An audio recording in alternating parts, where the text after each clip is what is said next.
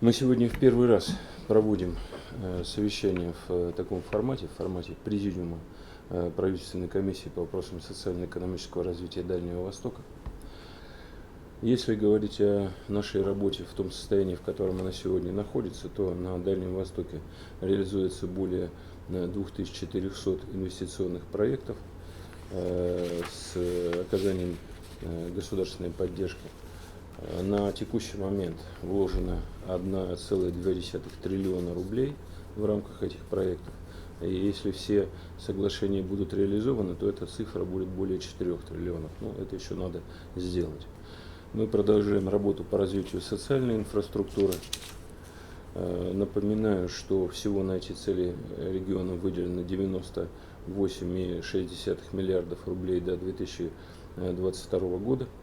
За счет этих средств удалось построить 309 объектов, школ, детских садов, больниц, центров культуры, спортивных объектов, выполнить капитальный ремонт 230 социальных учреждений, объектов инфраструктуры, приобрести оборудование для 104 больниц, 117 ФАПов, 75 техникумов, закупить транспорт, оборудовать детские площадки, купить 200 квартир для учителей и врачей, работающих на Дальнем Востоке.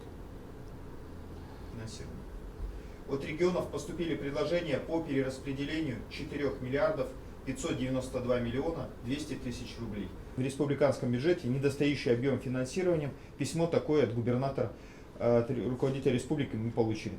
270 миллионов рублей. Это здание для центра занятости населения в Улан-Удэ, здание для размещения врачебной амбулатории городской поликлиники. Юрий Петрович, мы рассматривали предложения, которые нам поступили по Магадану, по Республике Бурятия, по Камчатскому краю.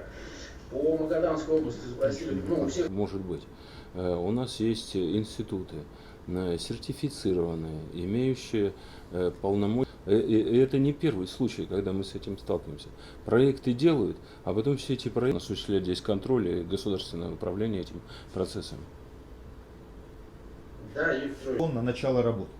Стоимость строительства Камчатской краевой больницы, первый этап составляет... Необходимо добиваться профессионализма на всех этапах, связанных с подготовкой и осуществлением строительных работ.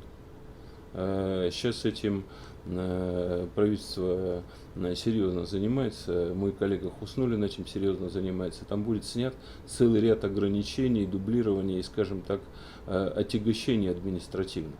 Но в рамках всего этого надо профессионалов привлекать. И в качестве тех, кто будет у вас управлять строительным комплексом, и в качестве подрядных организаций.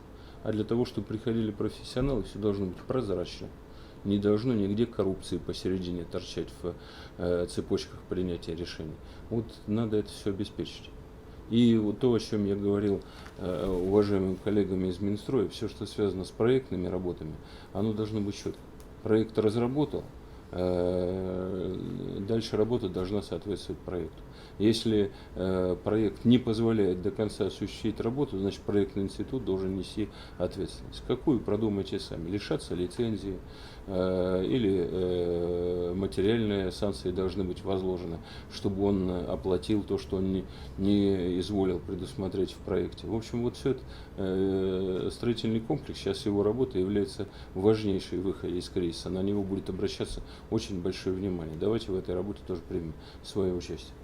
Самое главное, что работа по развитию Дальнего Востока продолжается. Продолжается в крайне сложных условиях. В условиях ограничительных мер, связанных с пандемией коронавируса, в условиях снижения цены на нефть, в условиях снижения обеспеченности бюджетов субъектов Российской Федерации. Это принципиально важно. Мы должны эту работу с вами, безусловно, продолжать. Потому что, собственно, из развития регионов, таких как Дальний Восток, и состоит развитие нашей страны. Поэтому я прошу никого не расслабляться, работу организованно проводить, искать новые возможности для повышения ее эффективности.